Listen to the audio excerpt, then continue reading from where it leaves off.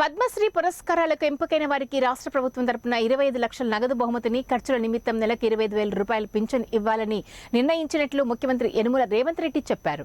తొవ్వ ఖర్చులకు కూడా కష్టంగా ఉన్న కనుమరుగవుతున్న కళలు, తెలుగు సంప్రదాయాలను కాపాడేందుకు కష్టపడుతున్న కళాకారులకు ఆర్థిక సహకారం అందించాలని ప్రభుత్వం భావించిందని తెలిపారు. పద్మ విభూషణ్ పురస్కారాలకు ఎంపికైన మాజీ ఉపరాష్ట్రపతి ఎం వెంకయ్యనాయుడు, సినీ నటుడు చిరంజీవితో పాటు పద్మశ్రీకి ఎంపికైన ఆనందాచార్య, దాసరి కొండప్ప, ఉమా మహేశ్వరి, గడ్డం సమ్మయ్య, కేతావత్ సోమ్లాల్, కూరెళ్ల విఠలాచార్యులను ఆదివారం హైదరాబాద్లోని శిల్పకళా వేదికలో ఘనంగా సన్మానించారు.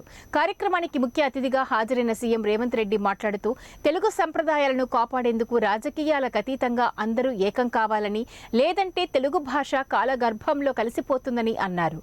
మారుమూల ప్రాంతాల్లో తెలుగు సంప్రదాయ కళలను కాపాడుతున్న కళాకారులను గుర్తించి కేంద్ర ప్రభుత్వం పద్మశ్రీ పురస్కారాలతో గౌరవించడం సముచితమని, ఈ పరిస్థితుల్లో పురస్కారాలకు ఎంపికైన వారిని సత్కరించడం రాష్ట్ర ప్రభుత్వ బాధ్యతగా భావించినట్లు తెలిపారు.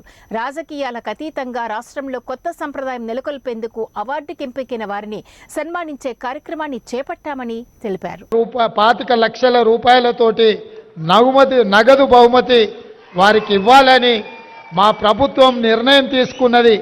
ఈ వేదిక మీదనే పెద్దలు వెంకయ్య నాయుడు గారు, మిత్రులు చిరంజీవి గారి చేతుల మీదుగా వారికి ఆ నగదు బహుమతిని ఇవ్వాల్సిందిగా వారికి విజ్ఞప్తి చేస్తున్నా. అదేవిధంగా ఈ నగదు బహుమతితో పాటు ప్రతి నెల వారి ఖర్చుల కోసం, ఎందుకంటే వైద్యము, ఆరోగ్యము ఖరీదైన